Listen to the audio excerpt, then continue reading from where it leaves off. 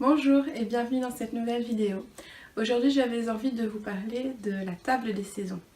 Alors dans d'autres vidéos j'avais pu vous parler de thèmes complémentaires à la pédagogie Montessori et que j'avais exploité et exploré dans mon ambiance Montessori. Donc par exemple le jeu de peindre d'Arnaud Stern ou comment mettre en place des activités créatives dans une ambiance. Et aujourd'hui j'avais donc envie de vous parler de la table des saisons, qui est quelque chose qui plaît beaucoup aux enfants et qui est d'inspiration Steiner, donc de Rudolf Steiner et des écoles Waldorf. Donc une table des saisons, je trouve que c'est très intéressant pour les enfants puisque ça leur permet de s'inscrire dans un environnement proche et dans une saisonnalité. C'est-à-dire qu'on va permettre aux enfants de prendre conscience du monde qui les entoure, de la nature qui change, pourquoi pas aussi des grandes fêtes et des grandes traditions qui passent par cette période-là. Et donc voilà, j'avais aujourd'hui envie de vous parler de cette table des saisons, comment l'installer, pourquoi, etc. Alors déjà, de quoi s'agit-il? Donc c'est tout simplement une petite table sur laquelle on va disposer différents éléments que l'on va retrouver de saison en saison, de mois en mois, et qui vont aider l'enfant à observer la nature qui change, à un petit peu accompagner ce mouvement de la nature. Donc sur cette table, on va pouvoir installer par exemple eh bien, un cadre photo avec une ou plusieurs photos, elles peuvent changer, de la nature en fonction de la saison. Donc effectivement, de voir une prairie en automne, en hiver, au printemps, en été, de voir comment cette prairie évolue. C'est d'autant plus intéressant si c'est une photo, par exemple, de son environnement proche, que vous pouvez aller prendre avec lui. Donc ça rend les choses d'autant plus intéressantes. Donc un cadre photo pour montrer l'évolution du paysage. Il peut y avoir aussi, pourquoi pas, un livre qui va avoir abordé un sujet typique à la saison. Donc pourquoi pas par exemple des fruits ou des légumes de saison, en hiver un livre sur comment les animaux font pour survivre à l'hiver, sur l'hibernation par exemple. En été ça peut être un livre sur les fleurs ou d'autres sujets qui peuvent intéresser l'enfant. Donc finalement c'est lui qui va nous donner un petit peu les thématiques puisque ce sera forcément en fonction de ses intérêts. Donc, et à côté de ce livre, ce qui va être important de faire, c'est de proposer à l'enfant des éléments de la nature, des éléments réalistes et réels. Donc, par exemple, au détour d'une promenade en forêt, d'aller ramasser des pommes de pin, des feuilles, d'aller chercher des fruits au marché, d'aller chercher des fleurs, de mettre une plante. Ça peut être aussi des châtaignes, en fonction de la saison. Donc d'aller installer de manière harmonieuse, jolie, esthétique. La table des saisons, on essaye que ça soit joli à regarder, que ce soit vraiment un endroit paisible, harmonieux et dans lequel on s'y sente bien. Et donc d'installer sur cette table une petite installation et bien comprenant des éléments de la nature à ce moment-là. Alors bien évidemment, chez Waldorf, il y a aussi les petites poupées en feutrine que vous pouvez fabriquer vous-même ou acheter. Ça n'est pas forcément nécessaire, ça peut rendre le tout très joli. Mais le plus important vraiment dans cette table des saisons, c'est ces éléments de la nature, ce réel, ce concret. L'enfant a besoin d'être au contact du réel, d'être au contact des vraies choses, des vrais objets.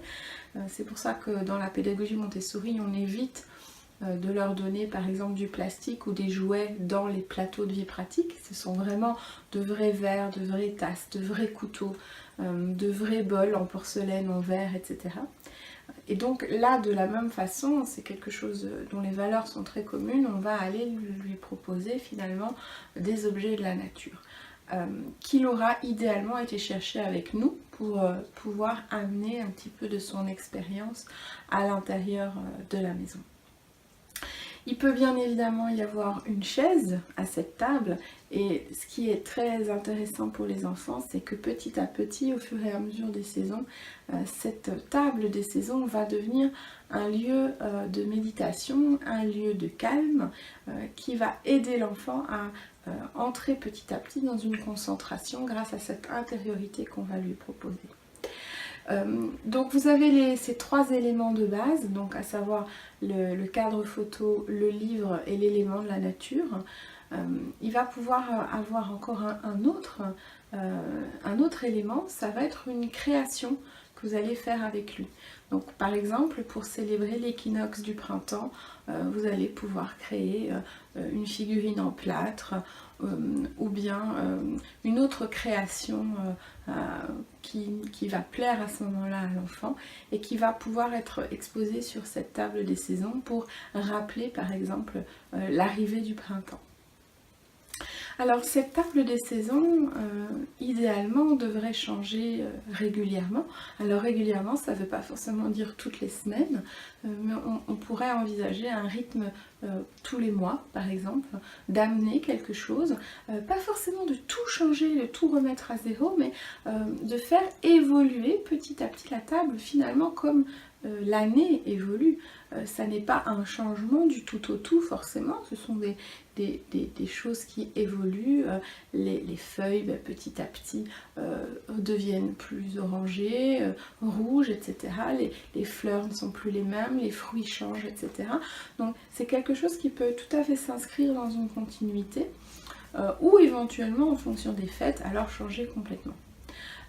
Donc ça va être très chouette. N'oubliez pas vraiment de la rendre agréable et jolie. C'est vraiment très important pour qu'on ait envie d'aller observer cette table des saisons.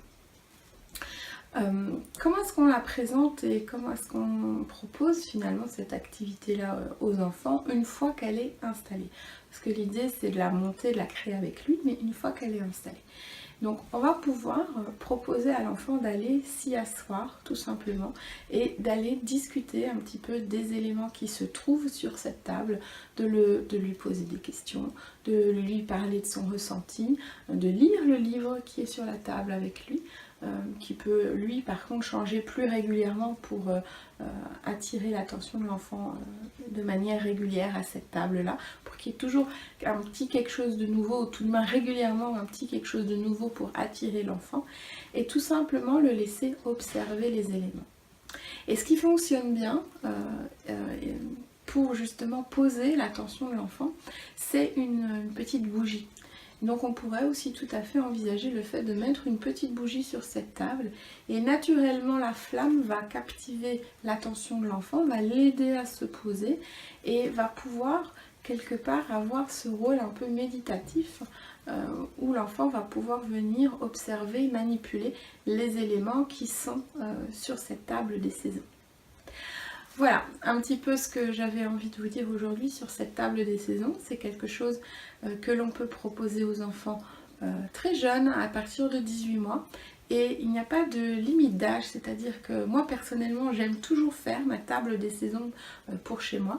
Alors je ne vais pas forcément mettre un livre sur mon meuble d'entrée, mais c'est quelque chose qui finalement, même à nous adultes, peut parler, parce qu'on est profondément connecté à la nature qui nous entoure, et donc d'avoir effectivement des éléments de la nature, d'avoir une jolie photo, d'avoir de jolies fleurs ou une plante ou voilà, quelque chose en lien avec la nature à un coin dans notre maison, c'est quelque chose que je trouve apaisant et qui invite aussi à la réflexion et à la méditation. N'hésitez pas à intervenir en dessous de la vidéo, et si ça vous a plu, de mettre un petit j'aime. À bientôt!